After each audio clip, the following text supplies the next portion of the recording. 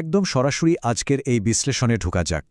আজ আমরা ডিকোড করব ইলেকশন বা ভোট গণনার দিনের সেই জটিল মেকানিজম।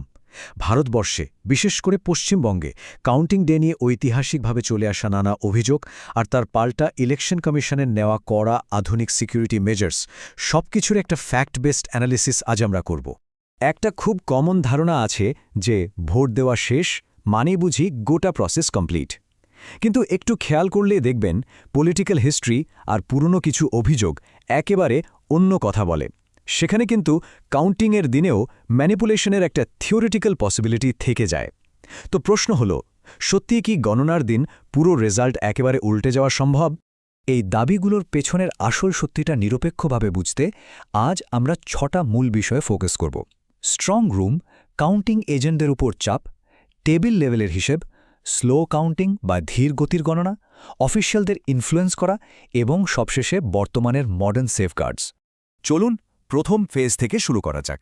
সেকশন 1, স্ট্রং রুম, অর্থাৎ ঠিক আগের রাতের পরিস্থিতি। বিতর্কের শুরুটা কিন্তু হয় কাউন্টিংয়ের ঠিক আগের রাত থেকেই, যখন ইভিএম বা ইলেকট্রনিক ভোটিং মেশিনগুলোকে কড়া পাহারায় স্ট্রং রুমে সিল করে রাখা হয়। পলিটিক্যাল পার্টিগুলোর পুরনো অভিযোগ হল ডিউটি চেঞ্জের সময় বা সিকিউরিটিতে সামান্য ফাঁক পেলেই নাকি তাত্ত্বিকভাবে কিছু ইভিএম বদলে ফেলা হতে পারে। উদাহরণ হিসাবে ধরুন 2019 সালের লোকসভা নির্বাচনের সময় ইউপি আর বিহারের কিছু জায়গায় স্ট্রং রুমের আশেপাশে সন্দেহজনক গাড়ি ঘোড়ার দাবি উঠেছিল। বলা হয় যেসব কেন্দ্রে মার্জিন খুব টাইট, সেখানে মাত্র কয়েকটা ইভিএম পাল্টে গেলেই কিন্তু পুরো গেম চেঞ্জ হয়ে যেতে পারে। তবে ইলেকশন কমিশন কিন্তু এই দাবিগুলো পুরোপুরি খারিজ করেছে, আর এই কারণেই তারা এখন একটা নিশ্ছিদ্র আধুনিক সুরক্ষা বলয় তৈরি করেছে। জাস্ট ভাবুন, 24 ঘন্টা সিসিটিভি সার্ভেইলেন্স, সেন্ট্রাল ফোর্স, প্রত্যেকটা ইভিএমের ইউনিক সিল নাম্বার, আর স্ট্রং রুম খোলার সময় সব পার্টির এজেন্টদের থাকাটা এখন একদম ম্যান্ডেটরি। এত সব সিকিউরিটি লেয়ার পার করে বাস্তবে এই ধরনের কারচুপি করাটা এখন আক্ষরিক অর্থেই অসম্ভব। এবার আসা যাক কাউন্টিংয়ের সকালের ফেসে। Section 2, morning, pressurising counting agents. পলিটিক্সেজ এই হট অ্যান্ড কোল্ড থেরাপি কিন্তু কোনো স্পা ট্রিটমেন্ট নয়। এটা একটা ঐতিহাসিক ট্যাকটিক, যেখানে কোল্ড মানে হলো বিরোধী দলের কাউন্টিং এজেন্টদের প্রাণে মেরে ফেলার মতো চরম ফিজিক্যাল থ্রেট, আর হট মানে হলো বিরাট অঙ্কের টাকার লোভ দেখানো। অভিযোগ আছে যে এই ভয় আর লোভের ডেডলি কম্বিনেশন কাজে লাগিয়েই বিরোধী এজেন্টদের কাউন্টিংয়ে নিষ্ক্রিয় করে দেওয়ার বা কিনে নেওয়ার চেষ্টা করা হতো। এই এজেন্টদের সরানোর টাইমলাইনটা কিন্তু বেশ ইন্টারেস্টিং।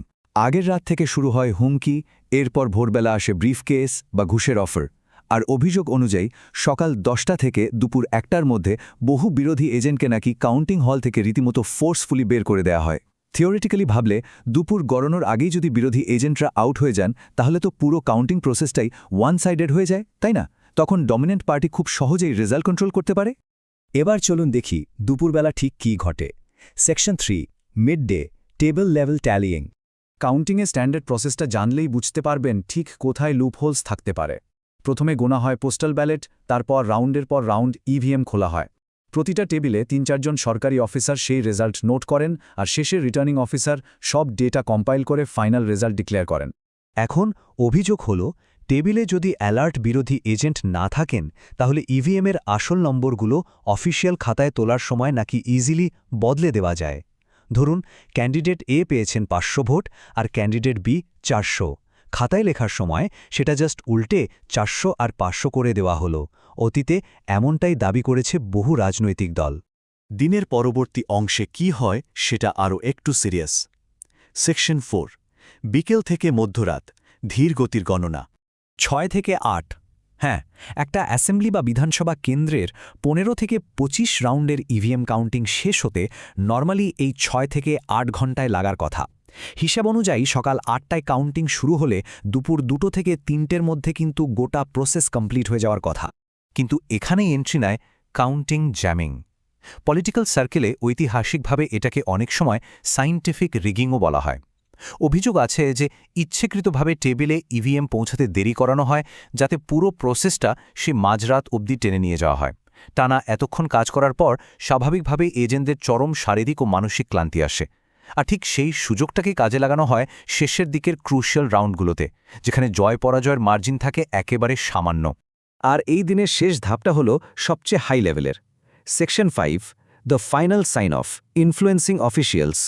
এক্সপার্টদের মতে পুরো অ্যাডমিনিস্ট্রেশনকে ম্যানিপুলেট করতে কিন্তু বিশাল ইনফ্লুয়েন্স লাগে আর তাই অনেক সময় এমন মারাত্মক অভিযোগও ওঠে যে লোকাল রিটার্নিং অফিসারদের, যারা সাধারণত বিডিও বা এসডিও র্যাঙ্কের হন, বিপুল অঙ্কের টাকা বা কেরিয়ারের প্রমোশনের লোভ দেখিয়ে কন্ট্রোল করার চেষ্টা করা হয়। টার্গেট একটাই, যাতে সব টেবিল থেকে আসা ডেটা কম্পাইল করার সময় তারা ওই ফাইনাল ফর্মে আসল নম্বরগুলি চেঞ্জ করে দেন। তো এতক্ষণ ধরে তো আমরা পুরনো অভিযোগগুলো দেখলাম, এবার আজকের দিনে রিয়ালিটি চেক করা যাক। Section 6, modern সেফগার্ডস। এই হিস্টোরিক্যাল অভিযোগগুলোর একেবারে উল্টো দিকে দাঁড়িয়ে ইলেকশন কমিশন এখন একটা নজিরবিহীন সিকিউরিটি নেটওয়ার্ক বানিয়েছে।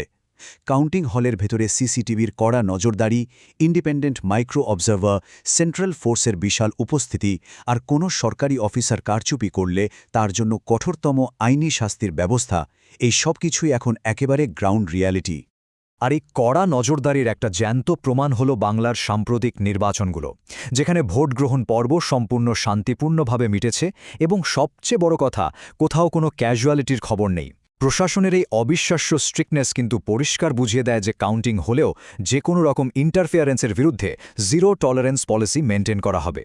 আজকের এই বিশ্লেষণ একদম শেষে চলে এসেছে, তবে শেষ করার আগে একটা খুব ভাইটাল প্রশ্ন আপনাদের জন্য রেখে যেতে চাই।